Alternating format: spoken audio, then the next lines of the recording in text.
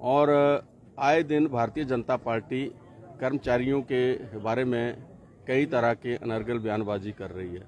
अभी पिछले दिनों विपक्ष के नेता आदरणीय जयराम ठाकुर जी ने ओपीएस को लेके जो था वो बहुत बड़ा बयान दिया था और उन्होंने कहा था कि जो इस सरकार की पहली बैठक में जो फैसला लिया गया था उसको हम रिव्यू करेंगे। तो आप सबको पता है कि पहली बैठक में हमारी सरकार ने जो कैबिनेट में फैसला लिया था वो ओपीएस को बहाल करने का लिया था। तो ऐसे में ओपीएस को रिव्यू करना और ओपीएस को खत्म करने की बात भारतीय जनता पार्टी कह रही है। दूसरा हमारा जो प्रश्न है वो ये था कि जब प्रदेश के अंदर ओपीएस लागू हो चुकी है और जो प्रदेश के कर्मचारी उनका जो पैसा एनपीएस का है, जो उनका शेयर है वो केंद्र के पास पड़ा है, जो 10,000 करोड़ रुपए केंद्र के पास पड़े, तो वो पैसा कर्मचारियों का है, वो कर्मचारियों को वापस करना चाहिए, लेकिन केंद्र सरकार उस पैसे को दबा के बैठी है। तो ये हमारा आज ये मांग थी कि जो भारतीय जनता पार्टी के विपक्ष है यहाँ पे, उनको केंद्र के साथ ये बात उठानी चाहिए और कर्मचारियों का पैसा उनको कर्मचारियों को वापस करना चाहिए।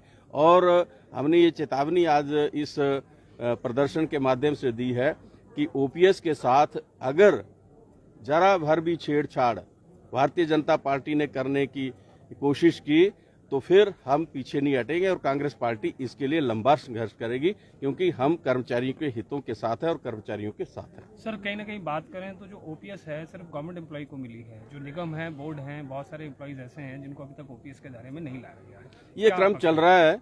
ये ओपीएस सबके लिए की गई है।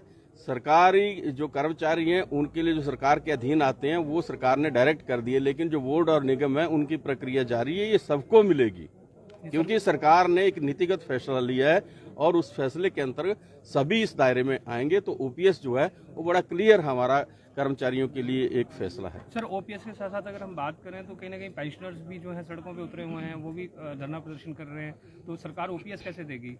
देखिए, जहां तक पेंशनर की बात है, पेंशनर के जो 70 साल से ऊपर पेंशनर हैं उनके एरियर हमने दे दिए हैं और कोई ऐसा पेंशनर है जिनको पेंशन नहीं मिल रही, पेंशन सबको मिल रही है। पेंशन का इशू जो है उसको समझने की जरूरत है।